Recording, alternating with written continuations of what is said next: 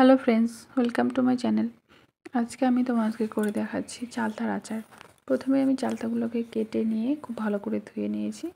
তারপর চালতাগুলোকে সেদ্ধ করে নেব। আমি এখানে একটা বাটিতে জল নিয়ে সামান্য হলুদ দিয়ে চালতাগুলোকে দিয়ে সেদ্ধ করে নিচ্ছি। তোমরা চাইলে প্রেশার কুকারেও একটা সিটি দিয়ে নিতে পারো। এখানে শুকনো লঙ্কা ভাজা, গোটা জিরে, ধনে, মৌরি, একটু মেথি ভেজে নিয়ে গুঁড়ো করে নিলাম।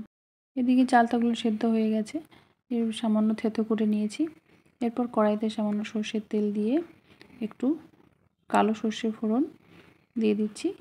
তারপর একটু ভেজে নিয়ে থেতো করে রাখা চালতাগুলো দিয়ে দিচ্ছি। চালতা খুব পিছলে টাইপের হয়, কাটতে গিয়ে খুব সমস্যা হয়।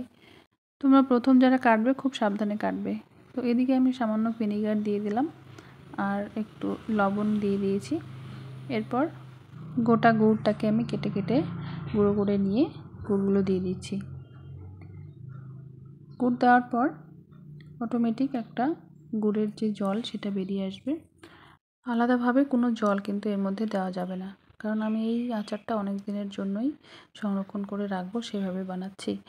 আর এই যে গুড়ের রসটা সেটা শুকিয়ে একেবারে চালতার কালারগুলো হালকা কালচে ধরনের হয়ে আসবে, তখন কিন্তু দেখেই বোঝা যাবে যে হ্যাঁ, আচারটা রেডি হয়ে গেছে।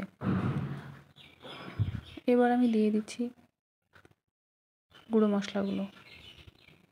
সবগুলো মশলাই দিয়ে তারপর একটু ভালো করে নাড়াচাড়া করে নিতে হবে, যাতে মশলাগুলো সবগুলো চালতার মধ্যে ঢুকে যায়। তো এভাবে আস্তে আস্তে করে নাড়তে থাকতে হবে। আর এদিকে কিন্তু নাড়তে নাড়তে দেখো আচারের কালারটাও চেঞ্জ হয়ে এসেছে আর আচারটা পুরোপুরি রেডি। কেমন হয়েছে তোমরা জানাবে।